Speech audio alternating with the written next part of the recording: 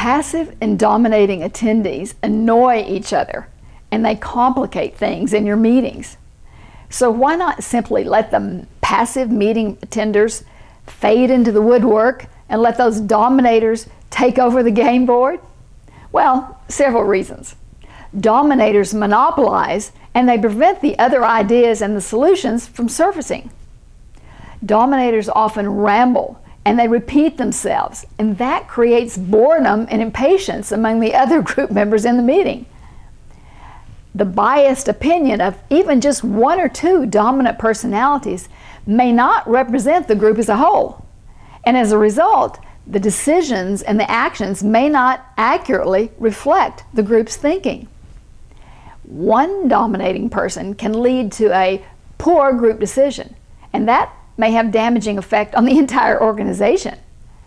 A passive participant frequently complains later that they had no opportunity for input. Sometimes passive participants often fail to engage in that, and they won't lend their support to the initiatives after the meeting. Passive participants may even sabotage the group decision or action. And another problem, passive participants deprive others of their expertise. So let's talk about some ways to control dominating meeting personalities. In an ideal world, all the meeting participants would play nice. They would arrive on time, they would put away their devices, they would tune into the discussion, contribute passionately, listen to their colleagues' opinions, they'd understand the logical flow of the commentary, they'd resolve their conflict amicably, they'd leave fully committed to the group's decisions, and they'd be accountable for any of the assigned follow-up actions. But they don't. So whether you're the leader or another participant, you can help keep things on track. Accept comments from the dominator without necessarily yielding the floor. Well, how do you do that? Giving verbal pats on the back typically encourages that dominator to keep talking and to keep complaining. Examples, that's an intriguing idea. Others, good idea. Oh, I like that. That could work. So if you withhold those verbal pats on the back, that extinguishes that dominator's input. You can acknowledge a contribution with only body language. Or if someone continues a dialogue long after they should have ended it, chances are great that's because the dominator feels compelled to have the last word. So let them. Give eye contact, a smile and a nod, an open palm, and then turn to someone else for another contribution on the topic.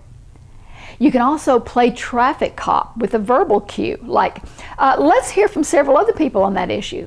Somebody from legal, what do you think about this proposed change? Or, I'd like to have everybody weigh in on that. What do some of the rest of you think? You can encourage others by name to enter the discussion. Jamie, what do you have to say about the X situation? It's difficult for the dominator to continue to talk over another person when someone has redirected the traffic to a specific other person. Another technique, you can break the dominator's train of thought. Simply break eye contact and divert attention elsewhere. If you're on a teleconference, you can break the dominator's train of thought by breaking in with their long ramble with a short question. Julie, excuse me for interrupting here. Let me ask you a question about what you just said. Then ask them a short answer question that distracts and breaks their train of thought. You give them opportunity to regain the floor with their short answer, and then you have the floor back. You can call the dominator by name. Tyler, before we get off track on another topic here, I'd like to spend more time discussing how to, so you've actually called them down by calling their name. Calling a person's name puts them on the spot in a gentle way to relinquish the floor, and it refocuses discussion quickly without embarrassing someone. Playing word games on your smartphone is not the answer to a meaningless meeting. Instead, contribute value by paying attention to process. Help rescue an inept facilitator. That's the way for everyone in attendance to win when you have dominators in attendance.